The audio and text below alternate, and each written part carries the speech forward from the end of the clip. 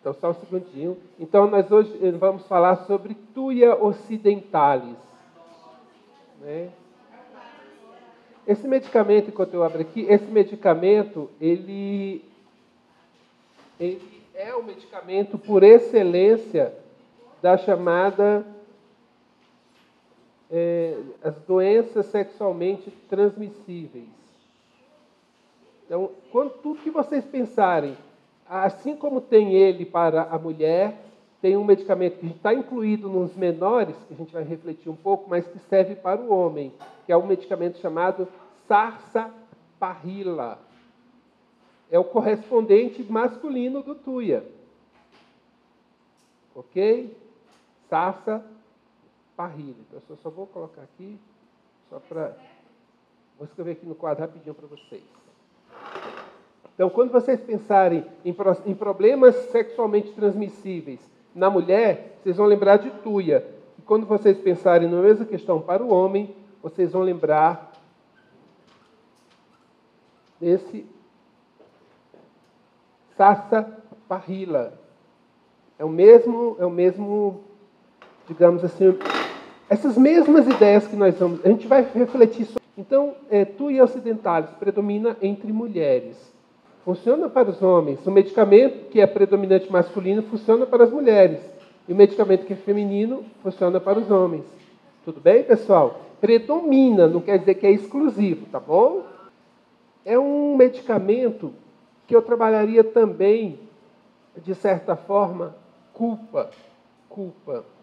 Não tanto quanto o ciclamen, mas ele também traz culpa. A culpa em ciclamen é uma culpa por ter feito algo muito bom e mesmo assim não ter tido o resultado que esperava. E aí, poxa, mas eu não me dediquei quanto eu poderia ter me dedicado. E aí vem uma martirização. A culpa em Thuja é uma culpa que tem a ver com o remorso, com a vergonha de ter feito algo indevido, algo impuro. Então, aqui uma das coisas que eu venho trabalhando muito com vocês é que a estrutura física, ela é, digamos assim, detonada, ela é ampliada a partir de questões psicológicas, emocionais e principalmente espirituais. Tá certo? Então, aqui, eu cometi uma falha, eu me afastei dos princípios sagrados, eu me afastei. Esse medicamento ele está ligado com aquela angústia existencial, aquela angústia primária. E não só isso, mas todas as vezes que eu quebro um compromisso assumido, eu estou me prostituindo. Não é só pelo fato de eu ter uma relação sexual, uma relação física. Então, se eu tenho um ideal, se eu tenho um olhar, se eu defendo uma bandeira qualquer, e eu faço algo contrário àquilo, eu me prostituo. Será que isso acontece conosco? Até que ponto? Por vários motivos. Muitas vezes, até pela própria sobrevivência. Nós somos conduzidos a abrir mão de valores, de posturas, de ideais. Isso é uma prostituição. E aí eu estou aberto a esse processo. O sentimento de culpa traz atrelado a si o castigo. Eu já trago a punição. E a doença venérea, ela já é a punição. Eu me puno.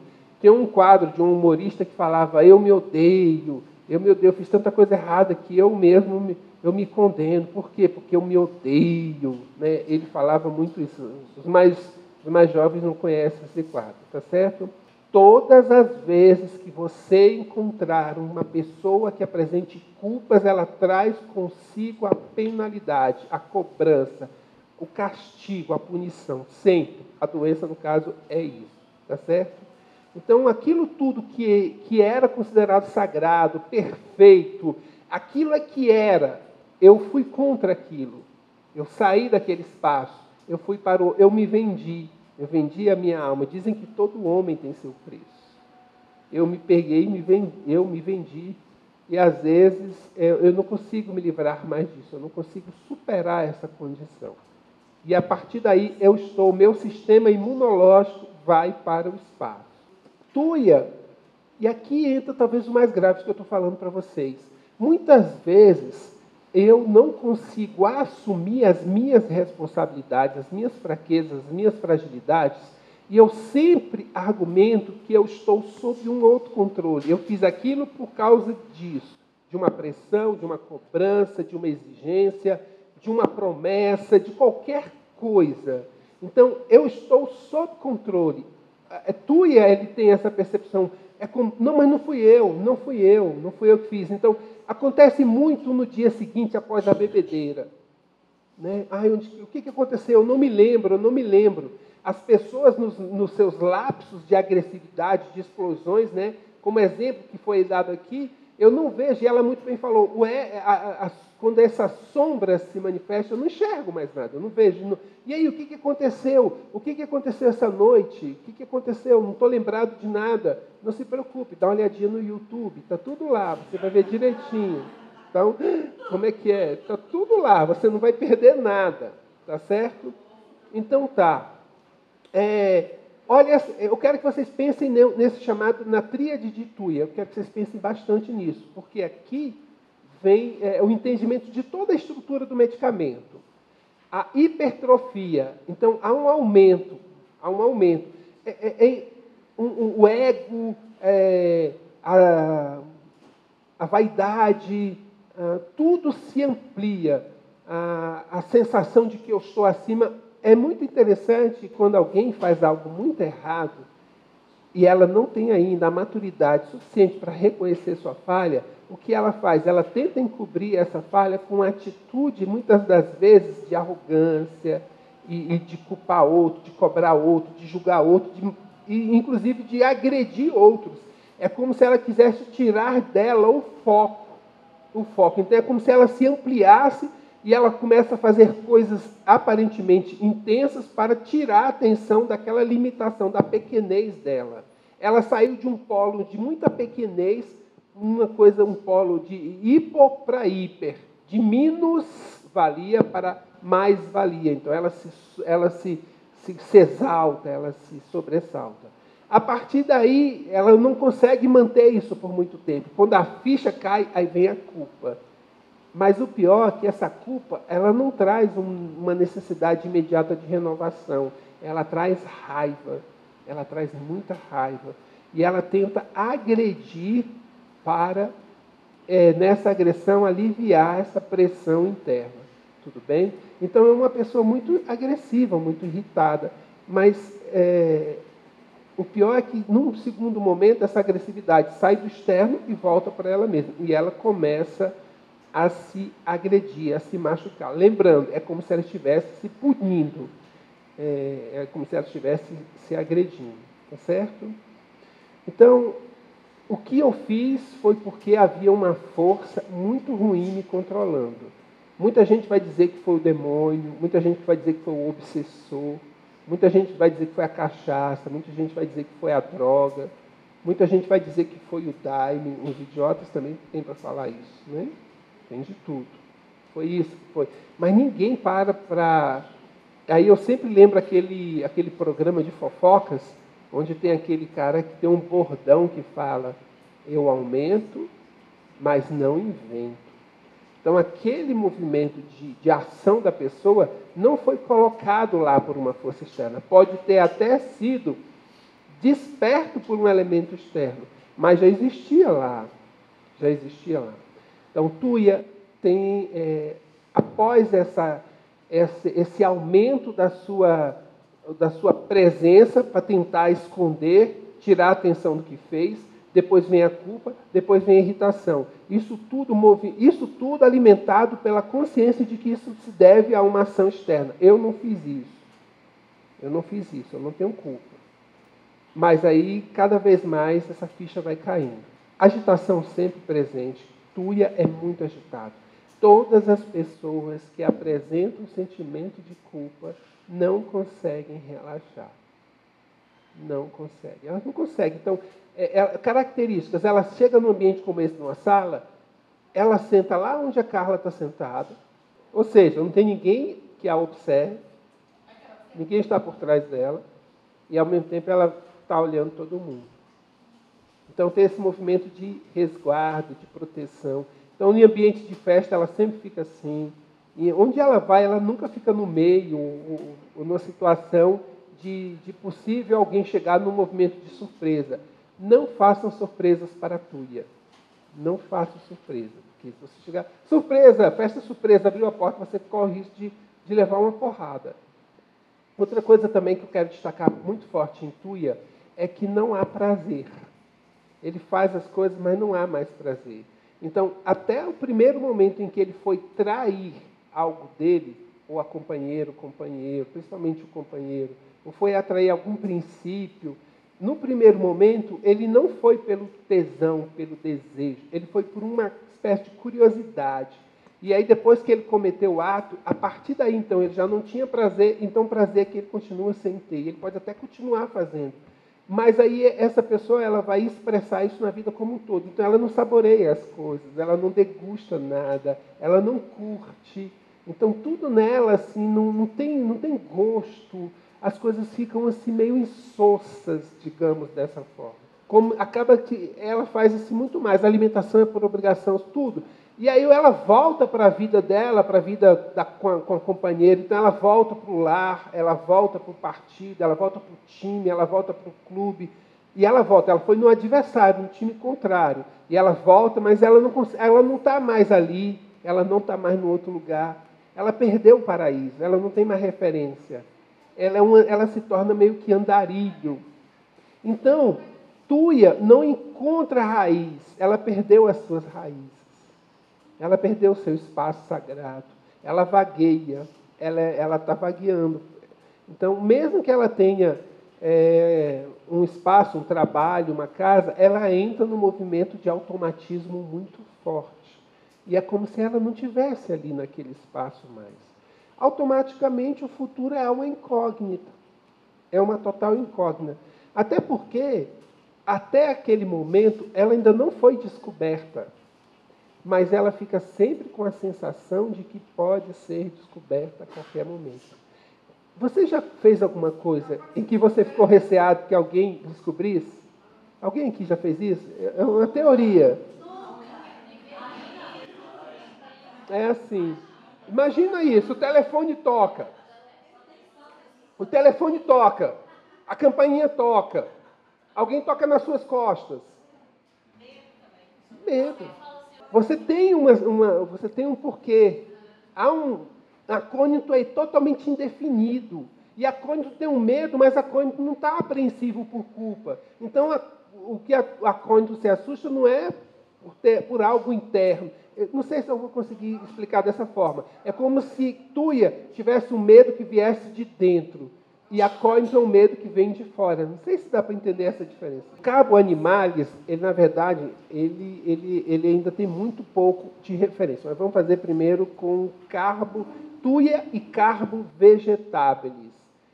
Carbo Vegetabilis, o seu brilho foi apagando, a sua chama foi apagando, mas ele não teve nenhum movimento que pesasse para isso acontecer. Ele simplesmente não foi encontrando elementos que o motivassem, ele não foi alimentando a sua própria chama.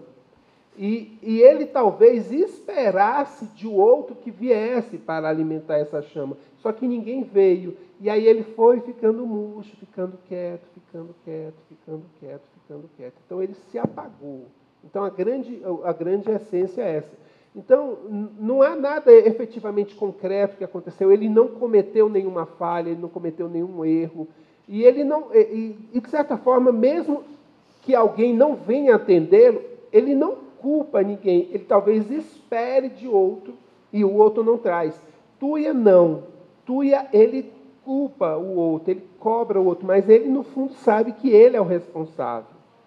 Então, assim, e ele age de tal forma, Tuia age de tal forma que o seu companheiro, principalmente porque predomina entre as mulheres, mas o seu companheiro, ao final, ao descobrir que ele foi infiel, ainda diz assim: a culpa por você ser infiel é minha, porque eu não dei para você tudo o que você precisava. Com Tuia, deu para entender isso? Ele age de tal forma que ainda a responsabilidade pela irresponsabilidade dele passa para quem está ao lado. Ele tem esse movimento ardiloso. Tuia também tem um movimento de sombra, de penumbra. E Carbo Animalis, e como eu falei, tem pouca coisa, mas o Carbo Animalis, na verdade, ele está num profundo movimento de ruminar. É uma coisa assim que não necessariamente foi uma culpa, mas foi talvez uma frustração, talvez uma não realização, ou uma possibilidade que não aconteceu, e ele fica naquele movimento, ou uma mágoa muito grande, ele fica ruminando, ou ele fica, poxa, e se eu tivesse saído, fugido com aquela pessoa? Nossa, e se eu tivesse aceito aquele emprego? E se eu tivesse tomado posse naquele concurso? E se eu não, sabe? E se... Exato. Então, o carbo animalis, o carbo vegetabilis, o problema dele, embora ele tenha referência do passado, tem muito a ver com o momento presente. Tuia também tem a ver com o passado. Atrapalha o presente e não dá espaço nenhum para o futuro. Eu não sei se ajudei você, Thalia, nesse quadro. Tá certo? Eu quero dizer que o prazer não está presente na vida de Tuia, embora quando ele foi buscar o que ele foi buscar, ele tinha a ideia de que ele iria encontrar muito prazer. Seja numa relação sexual, seja num passar... Eu estou tentando imaginar assim, como você fazer parte, por exemplo, de uma religião. E aí você vai assistir... Olha só a ideia louca. Qual é o problema de você ser católico e assistir um culto? Qual o problema de você ser espírita e assistir uma gira de Umbanda? Qual o problema de você ser evangélico e assistir uma sessão espírita? Agora, imagina você ser tão arraigado naquela ideia que você se sente excitado em buscar algo. Quando você chega lá, você vai de sobretudo, de chapéu, de óculos, bota aquele bigode postiço, né? E você fica tipo Pedro, nega. Você não é aquele cara... Não, eu nunca estive lá. Eu nunca estive lá. Então ele nega. Mas ele vai buscar isso. E acontece algum problema, e aí ele começa a se culpar. Ele foi fazer algo impuro. Impuro. Essa ideia do impuro, eu quero que vocês marquem muito forte em Tuia. Algo impuro, algo sujo aconteceu. Necessariamente não foi algo sujo, mas se tornou porque foi contra os seus princípios.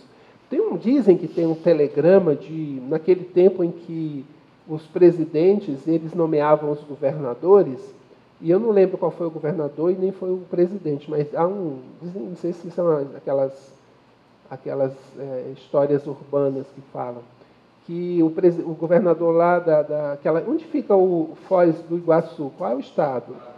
Do Paraná. E o governador daquela localidade, dizem até que esse telegrama existe, ele mandou um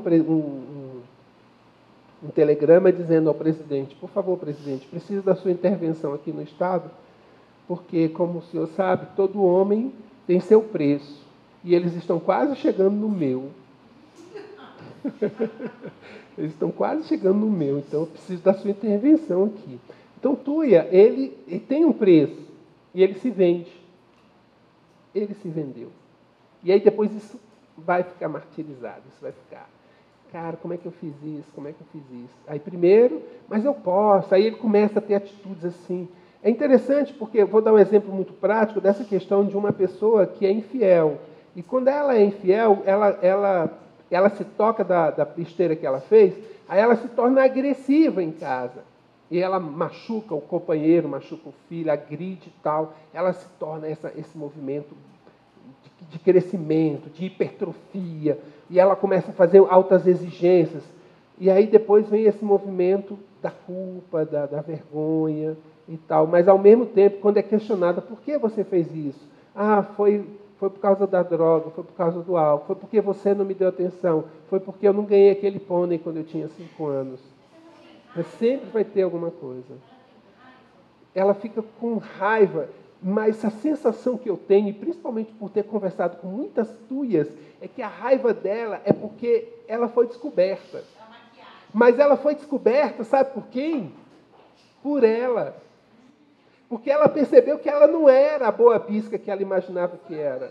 Ela fica com raiva porque ela, enfim, descobriu, caramba, eu sou isso, mas não foi isso que eu criei de mim. Não era essa imagem que eu tinha de mim. Aí ela caiu na real, cara, eu sou tão igual como todas as outras. E aí vem daí essa coisa de uma prostituta, ela até se coloca mais como uma prostituta. O Colossenses tem um movimento de uma raiva, de um ressentimento que é talvez por incompetências, porque ele queria fazer algo e ele não deu conta de fazer. Essa raiva é porque ela, cara, eu sou isso que eu estou fazendo, mas não era isso que eu pensava que eu era. Cara, como é que eu posso fazer? Mas isso não é possível, já sei, foi aquele álcool. Não, já sei, foi porque meu pai fez aquilo, foi minha mãe fez aquilo. Sempre tem algo, uma força externa que me motivou a fazer aquilo. Tudo tem alguma coisa, tá? E aí começa todo o movimento, né? O que vai destacar em Tuia? Ela tem todo um processo a autoestima vai lá para baixo. Mas por quê? Eu quero que vocês entendam, por favor, isso. Por que essa autoestima? Porque ela tem a percepção clara e ela tem uma fala muito forte. Nossa, eu não sou nada do que eu imaginava que eu fosse.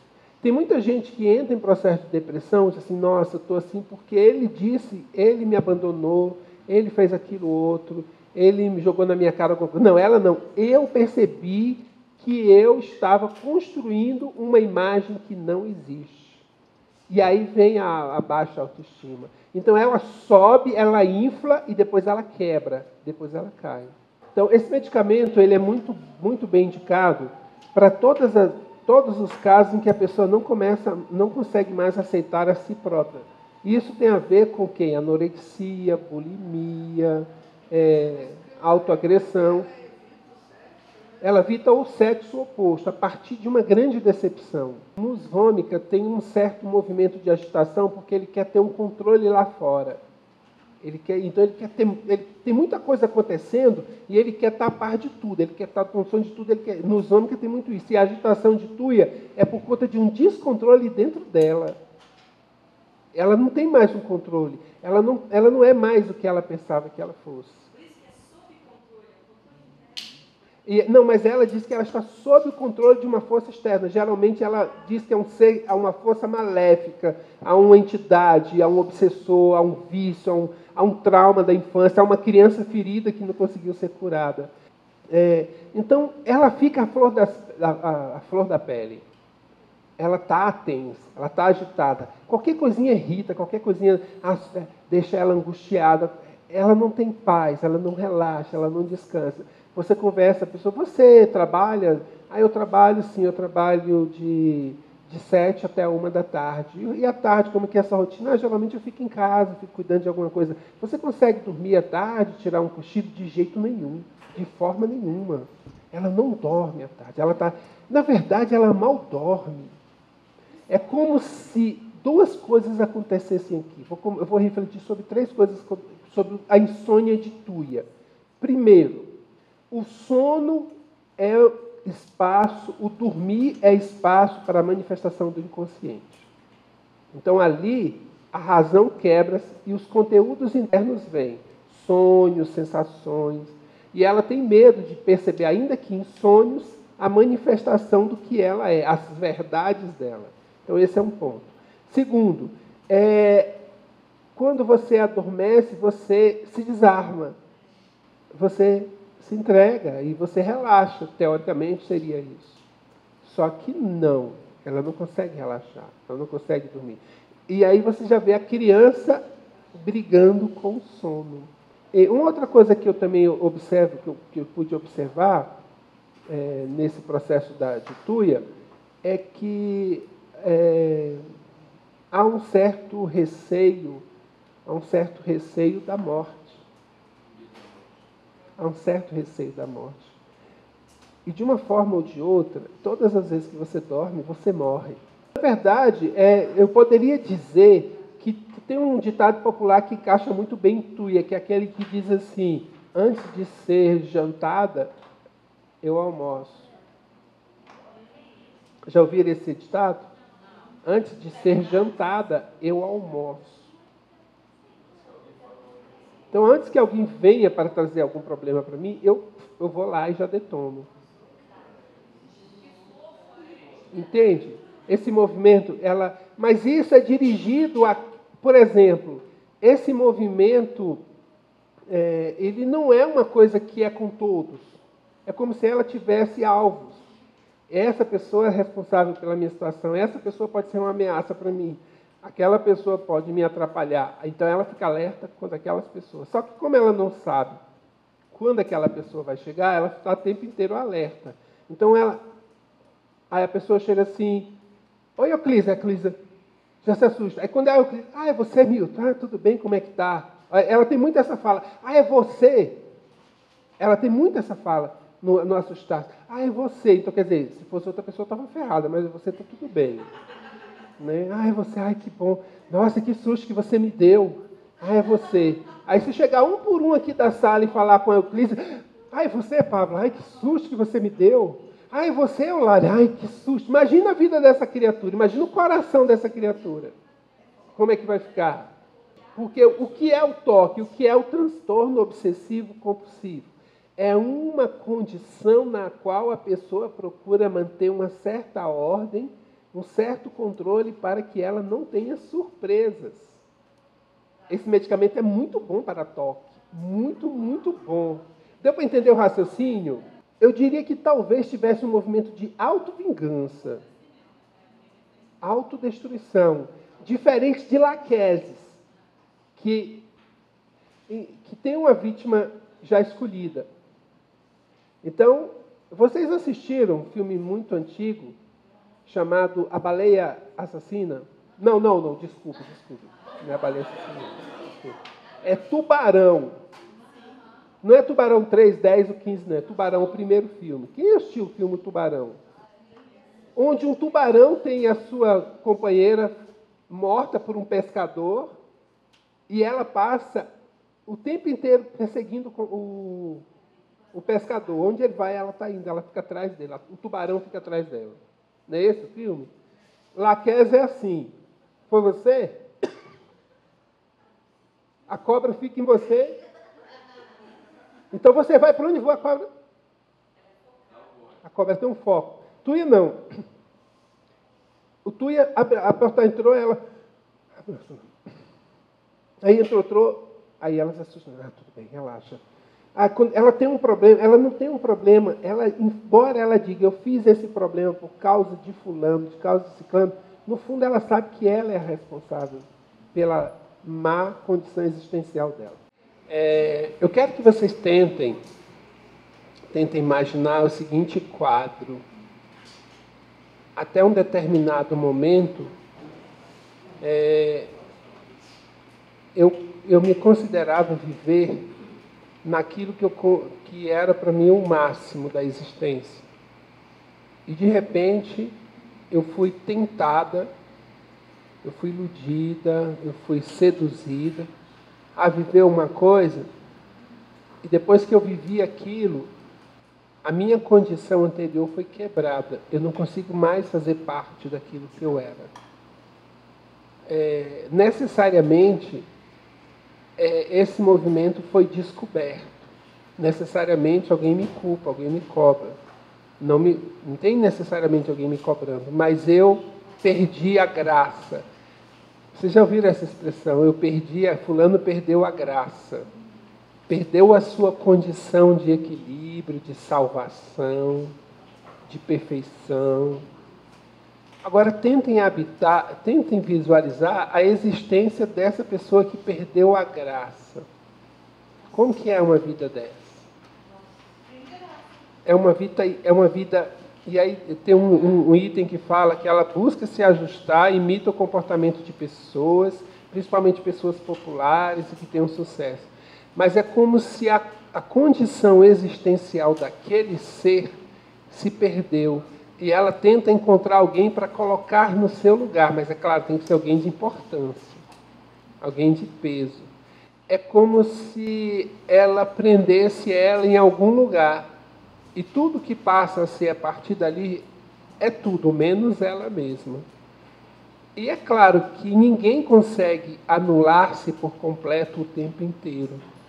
Por mais que você tenha uma boa personalidade, uma força interior, você frequentemente você está se abrindo a revelar toda a carga dos seus transtornos. E é claro que vocês já devem ter ouvido falar o quanto que o álcool solta as línguas. O quanto que o álcool faz com que a pessoa realmente se expresse. Então, tem uma tendência e ao mesmo tempo foge desesperadamente disso. Diferente, por exemplo, de áuro, tanto que áuro metálico é um dos melhores medicamentos para o alcoolismo feminino. Mas qual é o grande lance do alcoolismo em áuro metálico? Ela começa ela busca o álcool porque dá uma sensação de mais superioridade ainda do que ela já tem. Em Tuia, eu vou entender e interpretar o alcoolismo como uma espécie de anestesia. Só que essa anestesia quebra a racionalidade e aí ela revela. E aí depois vem a revolta por aquilo. Tem uma frase de uma canção dos engenheiros do Havaí, em que eles dizem assim: quem fala demais é porque não tem nada a dizer. Uma das coisas que é muito forte em Tuia é a verborragia. Ela fala muito, Tuia fala demais. E é um falar que não acrescenta nada, que não, é um falar que não resolve, é um falar que está ali. Falou, como diz o ditado, você fala 1 quilo e não aproveita 10 gramas. E não chega a uma finalidade. Na verdade, Tuia tem dificuldade para finalizar, porque ela sabe que precisa finalizar algo. E como é que eu finalizo uma situação difícil com outra pessoa? Quando eu estou diante dessa pessoa e me posiciono, eu coloco abertamente todos os meus sentimentos. Então, Tuia não vai fazer isso. Até porque ela é grandiosa demais. Ela sempre foi muito. Então, é como se eu estivesse dando o braço a torcer, reconhecendo as minhas limitações, reconhecendo as minhas falhas, reconhecendo a minha impureza. E aí eu não vou aceitar isso. Agora, isso tudo está num conflito permanente dentro da cabeça dessa criatura. O tempo inteiro isso está rebatendo. Por daí, mais um elemento que afirma que ela não tem paz. É interessante porque eu também tenho observado o quanto que aquilo, eu acho que a Rosane também, de uma forma geral, já falou sobre isso, que é a questão das projeções, né? E quanto que uma pessoa que questiona os ladrões, ela tem um impulso de roubar. O quanto as pessoas questionam a fidelidade do outro, quanto elas têm uma tendência a serem infiéis. Então ela tem um ciúme louco de quem está ao lado dela, mas quem é sacana é ela. Quem é infiel é ela. Mas ela é muito ciumenta, ela é muito possessiva. Sabe? Por isso é que ela também é um dos medicamentos que tem muito ciúme. Mas é como se fosse o ato do outro estivesse, na verdade, revelando a sua própria baixeza. A falha do outro, ao trair, na verdade, esse ciúme tem a ver com esse sentimento, de que como se estivesse revelando as minhas traições, as minhas infidelidades. Tá? E Ociamos é um ciúme, embora intenso, é muito pueril, é muito ainda infantil, muito limitado. É um ciúme da criança birrenta, que não quer perder o espaço para o irmão mais novo. Não é um sentimento que vem da alma, é um ciúme circunstancial. Então, logo ela se afeiçoe à criança, o ciúme passa. Então, logo ela perceba que o espaço dela não vai ser mexido, ela fica tranquila. Então, é um ciúme. Talvez isso, receba alguma coisa. Então, não é um ciúme que tenha, embora seja muito ciumento, o trio ciumento, Ociamos, Laquesis e Apis. Muito bem, então esse é o de Ociamos, ficou claro?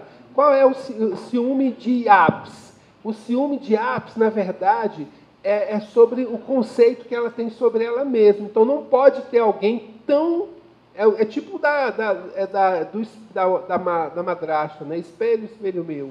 Existe alguém mais linda do que eu? Então, se Apis, chegar alguém no espaço de Apis, que for, cara, tão exuberante quanto ela, tão interessante quanto ela, pronto, ela se arrebenta de ciúme. Então, é um ciúme que está em consideração não a perda do objeto, mas a perda do seu próprio espaço, de não ser mais reconhecida. E os ciúmes em Laquesis? É o ciúme com medo de perder a sua presa, o seu objeto. Então ela tem ciúme. Então quando ela vê, se ela não tem ciúme daquele traste que é o marido dela. Ela não tem ciúme dele. Mas se tem alguém que vai tirar, não o marido, mas o que ele porventura ofereça a ela, aí ela sobe nos tamancos. Entendeu? Deu para pegar essa diferença? E o ciúme em Tuia? É o ciúme que, cara, na verdade sou eu estou questionando, é um ciúme, você está me traindo, mas não é um ciúme, é um ciúme muito mais. Além de projeção, deixa eu tentar achar aqui a ideia. É ilusório, mas também que ilude, que tenta iludir. E a outra pessoa acredita assim, não, ela está preocupada comigo e tal, você vai me trair, onde você está, o que você está fazendo, onde você está agora? E ela está ligando do motel com outro cara. É tipo isso, entendeu? Sim, dissimulado, hipócrita. Hipócrita também paranoia, né? Mas essa questão física da dor no ato da penetração, ele tem muito mais a ver com dificuldade de intimidade do que qualquer outra coisa. Na verdade, Tuia constrói uma imagem. Geralmente é uma imagem grandiosa, de perfeição, é a mãe perfeita, é a mulher perfeita, ela é perfeita, de repente e é perfeita para ela também, é incrível isso. Ela tem a ideia de que ela é perfeita, e de repente ela cometeu um deslize, ela vacilou feio, e necessariamente ninguém vai saber disso, mas ela sabe. Por isso vem o toque, porque elas começam a ter manias de limpeza, mania de lavar a mão, mania de tomar banho. Ela começa a se limpar. Relacionem a imagem de Tuia com impureza. Mas é uma impureza que, na verdade, acontece muito mais na cabeça dela. Eu sou impura. Eu diria que a Tuia vai se tornar uma Laquesis. Eu diria que a próxima fase dela seria Laquesis. Na verdade, tem um entremeio. Ela ainda passa por Ignátia. E depois ela cai na Tuia. Na Laquesis. Tem esse caminhar. Deu para entender esse movimento de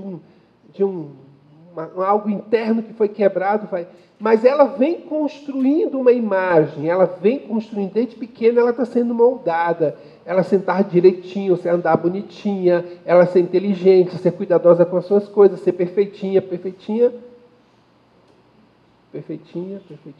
e acaba construindo isso aí. Então, são mulheres que vão dizer para você, eu não conheço o orgasmo, eu sempre fingi o orgasmo. Mas não é porque ela tenha nenhum problema na estrutura fisiológica, é muito mais porque o orgasmo, ele representa uma revelação do que se é. Ali você coloca-se tudo que você sente. E ali você vai se tornar frágil, porque você vai se tornar reconhecido. Então você vai revelar suas alegrias, suas tristezas, suas taras, suas manias, e tudo ali você revela, sabe? Então ela controla, porque ela não sabe como que é. Ou talvez ela em algum momento tenha tido um verdadeiro êxtase em uma determinada situação de orgasmo, e ela viu que ela perdeu o controle, e a partir daí ela não tem mais. Então ela mantém, não é que o outro, o parceiro, não consiga levá-la ao estado de prazer. É que ela não se permite chegar ao estado do prazer, porque o estado de prazer, a pessoa se revela. A pessoa se mostra exatamente o que ela sente. E ela pode se mostrar uma pessoa submissa, uma pessoa... Não sei o que se pode... Eu quero que vocês usem a imaginação de vocês. Então tem muita confusão, uma mente cheia de conflitos, tentar organizar as coisas. Isso é comum das pessoas mentirosas. As pessoas que falam a verdade, elas têm tanta naturalidade e tão pouca preocupação em estar se organizando, explicando, justificando, Ela não precisa. Agora, a Tuia não. Ah, mas espera aí. Eu falei isso e tal. Então, a mente dela está o tempo inteiro agitada, o tempo cheio de... Ela fica o tempo inteiro administrando assim, as falas, as atitudes. Então, ela acaba se tornando uma pessoa pseudo-controlada, uma pessoa que tem, assim, metódica. Aí vocês vão entrar essa coisa da meticulosidade, dos rituais, ideias fixas de que vai ser descoberta, alguma coisa parecida. Então, ela fica... O estado de tensão em Tuia é gigante. É uma tensão permanente, o que leva a um grau de irritabilidade. Então ela se torna muito irritada, muito angustiada. Tuia é psicose, acumula, é lixo guardado, é lixo acumulado. Então é uma pessoa que não é ela mesma, não tem naturalidade, não tem espontaneidade. Ela constrói, ela faz leituras e ela se adapta, e ela constrói uma imagem. Só que ela sabe, e aí que é o grande drama dela. Ela sabe que ela não é aquilo. E vem as anestesias, vem o álcool, vem tudo mais para ela, e vem ela ser a tarefa também. Então ela enche a mente dela, porque se ela parar, não mandem Tuia meditar, não mandem Tuia relaxar, não façam isso. Mandem Tuia fazer atividades assim, fazer spinning, fazer crossfit, fazer tudo. Esse é para Tuia. Em que momento em que ela vira? Quando ela vem, é uma criatura que vem de uma construção de uma imagem errada, exagerada sobre si própria, e de repente ela cai na esparrela de ser ela mesma. Cara, eu sou isso, eu não sou isso, eu sou isso. Aí pronto, aí Tuia desanda, aí Tuia se revela. E ela vai ficar o tempo inteiro. E não é que ela fez nada necessariamente de errado. Na verdade, ela foi muito mais infiel a ela mesma do que qualquer outra pessoa. E a prostituição dela não foi necessariamente uma prostituição física, de ir para a cama com outra pessoa, mas é uma prostituição daquilo que ela estabeleceu como um valor, como um princípio para si mesma. Só que não, ela construiu uma imagem idealizada dela lá nas alturas. E é difícil para ela mesma descer o degrau e sim, assuma a sua pequenez e comece sua vida de novo. É muito difícil para ela. Porque eu estando lá, eu estou pertinho do paraíso. Eu estou pertinho do paraíso. E eu caí do paraíso. Eu estou nesse inferno aqui. Eu não era para estar nesse inferno. Eu não era para estar nessa família. Eu não era para estar nesse casamento. Eu não era para estar nessa empresa. Eu não era para estar nesse emprego. Eu não era para estar nesse corpo. Eu não era para estar nessa posição. Eu não sou não era para eu ser a secretária do coral. Eu tinha que ser a diretora, assistente geral. Eu tô com essa dificuldade em Tuia de não ter raiz, é porque ela não achou o seu próprio espaço. Ela não tem... Ela construiu um espaço, uma coisa etérea para ela. Embora ela venha de uma substância que tenha raiz. De uma certa forma, a gente pode imaginar que todas as plantas têm raízes. Mas você vai ter, mesmo assim, situações em que a planta tem raiz e tudo mais, mas a pessoa está vivendo um momento de nuvem, de não estar aterrada. Tanto que o elemento que você vai mais trabalhar o aterramento, ele não é planta, ele é a própria terra que acolhe as plantas, a argila. Então a planta necessariamente tem a raiz, mas ela pode ser tirada dali e colocada num lugar onde a raiz vai ser limitada, ela vai ter uma vida limitada. Então, o que realmente a terra é esse elemento.